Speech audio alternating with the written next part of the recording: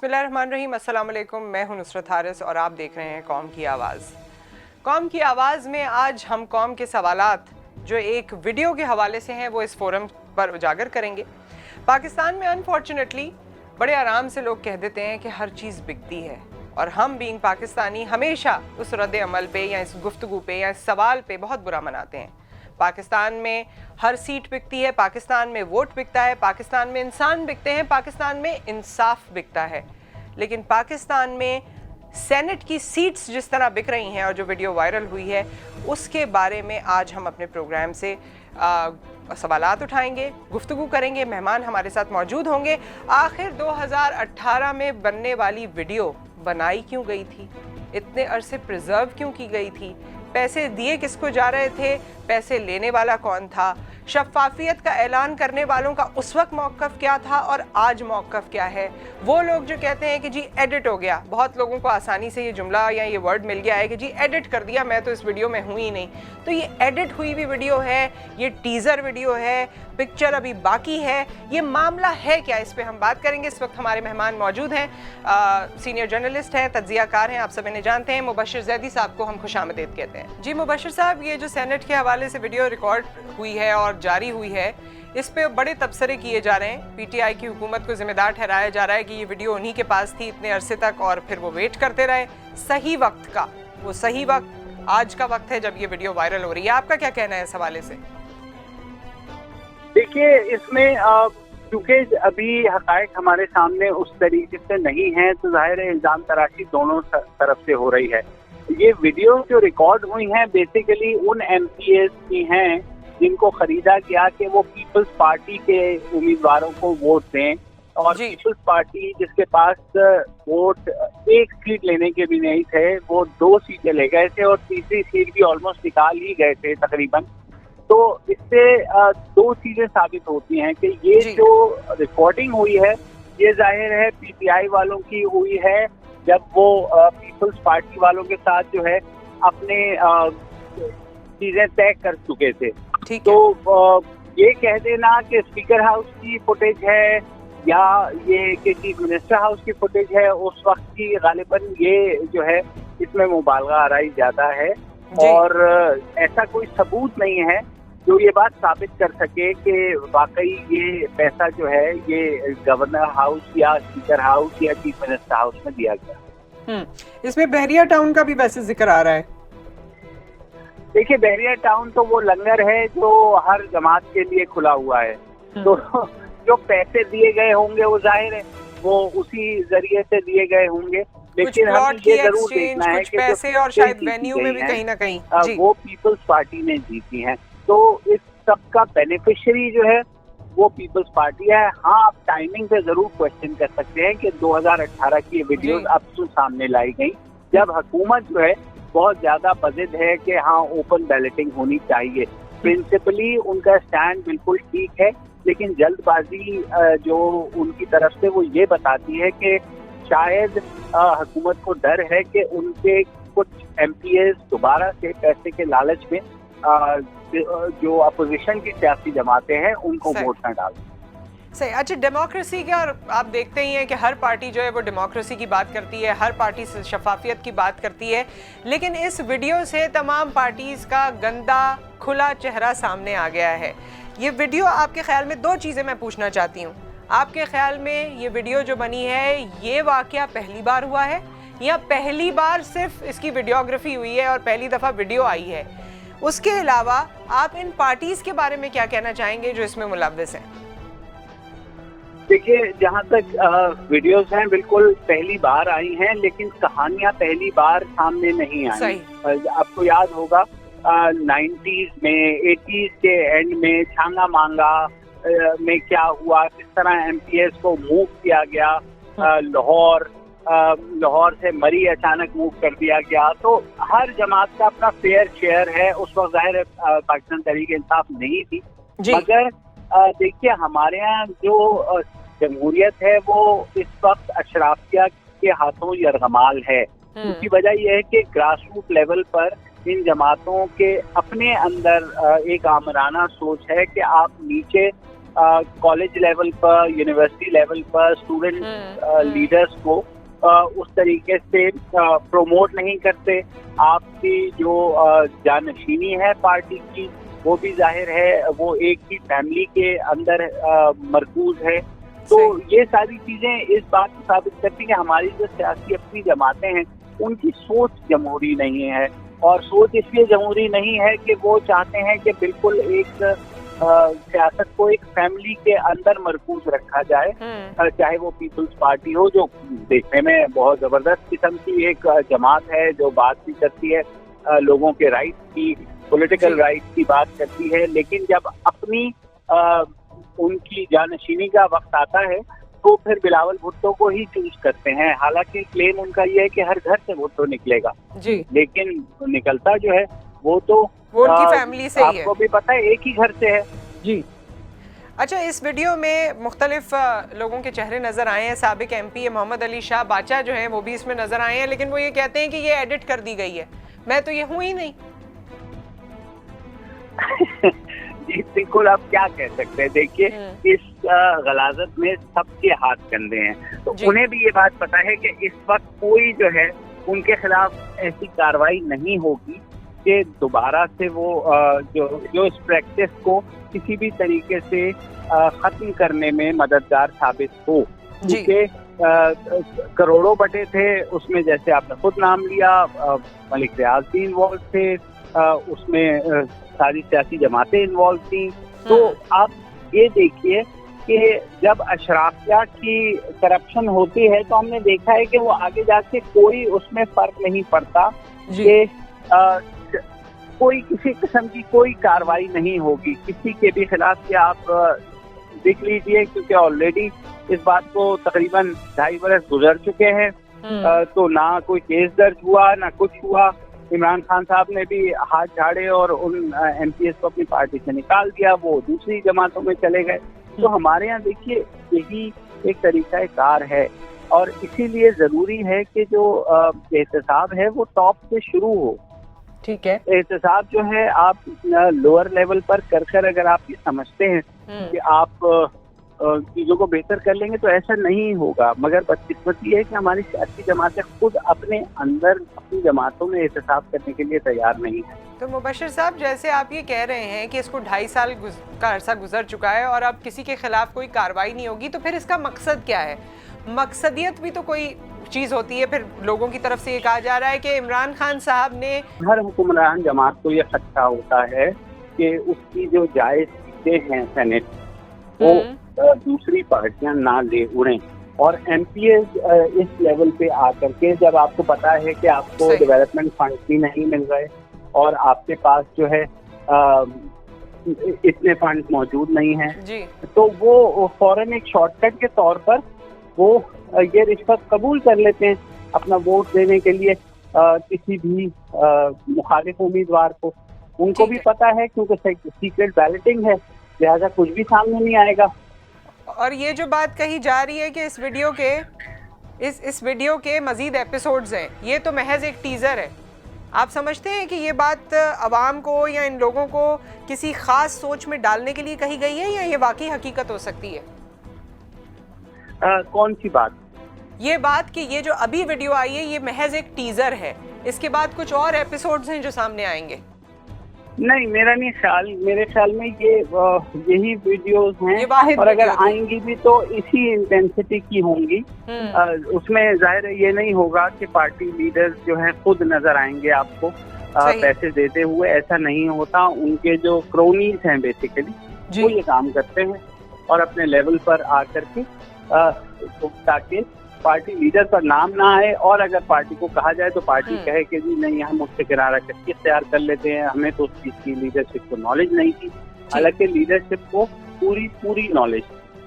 ठीक है, और इसके अलावा एस्टेब्लिशमेंट का भी जिक्र आ रहा है बारहा कि एस्टेब्लिशमेंट को इन तमाम चीज़ों के बारे में खबर थी और वो भी खामोश रहे। उनका भी कुछ मौक़िफ़ हो सकता है, या उनका मौक़िफ़ भी वही है जो आप इमरान खान साहब का या पीटीआई की गवर्नमेंट का समझते हैं इस वक्त?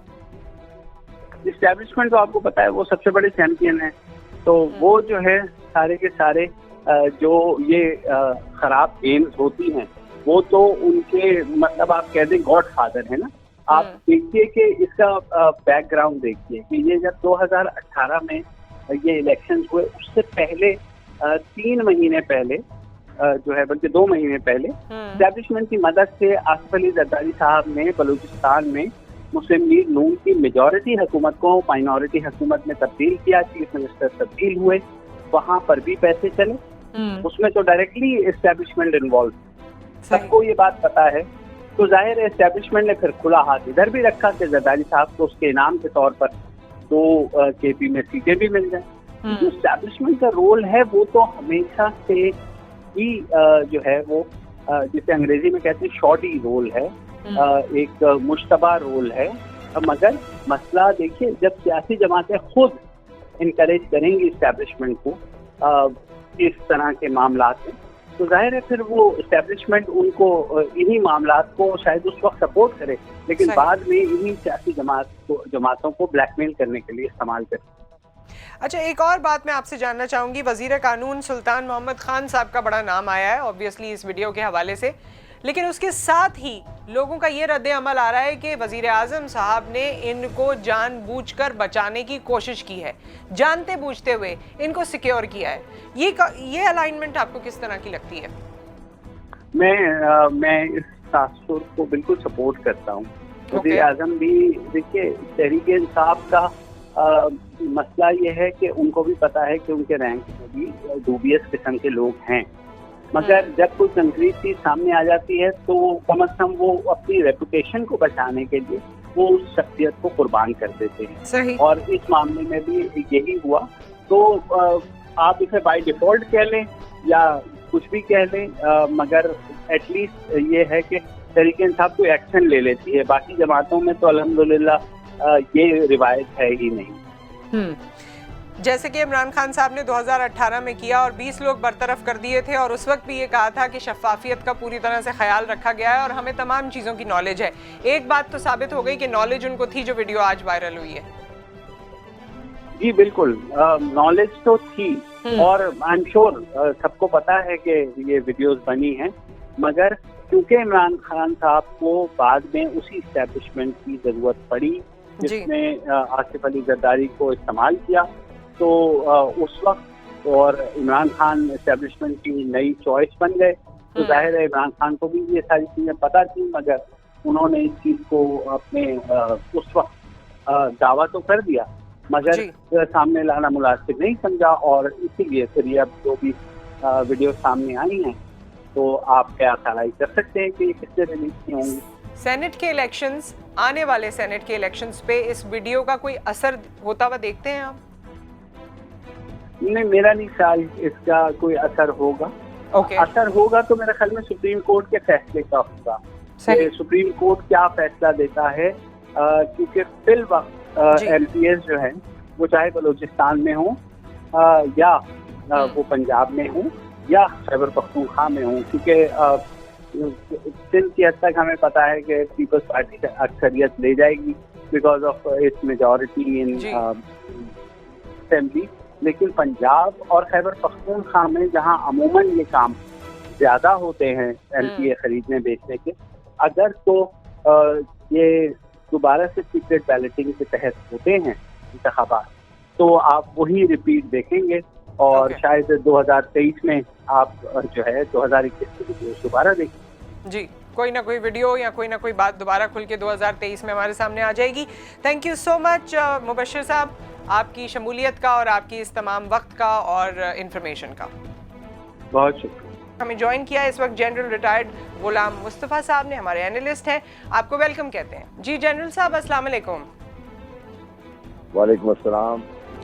2018 की वीडियो जो वायरल हुई है, ऑब्वियसली आपने भी देखी, हमने भी देखी, इसके हवाले से पहले तो मैं जानना चाहूंगी कि ओवरऑल आपका रद्द अमल क्या है, फिर मैं अपना सवाल करूंगी। देखिए, बड़ी बदकिस्मती है कि पाकिस्तान का ये जो सबसे अपर हाउस है जिसका एक खास मकसद था, वो तो इस वीडियो से बड़ा जाहिर है कि उस मकसद के लिए तो ये इस्तेमाल नहीं हो रही, बल्कि वो मकसद बहुत ही हो गया है। और जिस तरीके से हमारी सियासत में जुर्म और पैसा दाखिल हो गया है, बड़ी बदकिस्मती है पाकिस्तान की। पैसा दाखिल हो गया। अच्छा, जो आपने पैसे की बात की, बार बार ये सवाल उठाया जाता है कि रकम देने वाला कौन था, रकम लेने वाला कौन था। हर पार्टी का नाम आ रहा है, पीटीआई का नाम सबसे ऊपर आ रहा है, पीपल्स पार्टी को भी इसमें काफ़ी शामिल किया जा रहा है। आप किस तरह से देखते हैं रकम की ये जो तबादला हो रहा है, कौन कौन इसमें शामिल होता हुआ आपको नजर आ रहा है? देखिए, बज़ाहिर जो चीज़ें सामने आ रही हैं, इसमें जैसे पीटीआई ने अपने 20 अरकान असेंबली को बाहर भी निकाल दिया था जी। उनमें से सारे हैं या नहीं है वो तो खैर अभी लोग अपनी अपनी सफाइयाँ भी दे रहे हैं, लेकिन ये भी है कि कुछ पार्टी के 2 सेनेटर्स वहाँ मुंतखब हो गए थे जिनके वोट टोटल शायद 7 वोट थे वहाँ पे जी। और इसमें ये भी खबर आई है कि जो PMLN के कोई MPs थे उन्होंने भी अपने आप को इस खिदमत के लिए पेश किया है। तो इस सारे मसला बना हुआ है जी। इसमें तमाम सियासी पार्टियां शामिल हैं और यही मैं समझता हूँ वजह है कि लोग इस हाउस को अब इसी कोई वक्त रह नहीं गए। 3 साल बाद ये वीडियो का सामने आना, ये आप कैसे समझते हैं? क्योंकि 2018 में एक वीडियो बनाई गई होगी, जाहिर है उसका कोई मोटिव होगा। उसके बाद उसे 3 साल तक रखा गया और सेनेट के इलेक्शन से कुछ रोज पहले ही उसको मंजर आम पर ले आया और ये भी कहा जाता है कि ये सिर्फ टीजर है, इसके बाद अभी कंप्लीट पिक्चर तो आनी है। देखिए, जिस तरीके से वीडियो सामने आई है इससे एक चीज तो वाज़ेह है कि जो भी इसके मुहरकात थे उसका एक मुहरक ये भी था कि मौके पर इसको इस्तेमाल किया जाएगा जी। और सेनेट के इलेक्शन में पीटीआई ने अपने सियासी वजूहात की बिना पर अगर इस वक्त सामने लेकर आए हैं जी, तो ये को आम आदमी सामने नहीं ला सकता, ना ही को आम आदमी ये वीडियो बना सकता है, ना ही इतनी क्लियर इसको सामने लोग दिखाए जा सकते हैं। तो ये एक बाकायदा मनसूबा था जिसके तहत ये रिकॉर्ड हुआ। 20 MPs से उनको फारिग तो कर दिया गया, लेकिन ये वीडियो सबूत के तौर पर रखी गई और अभी सामने आने से हुआ क्या है।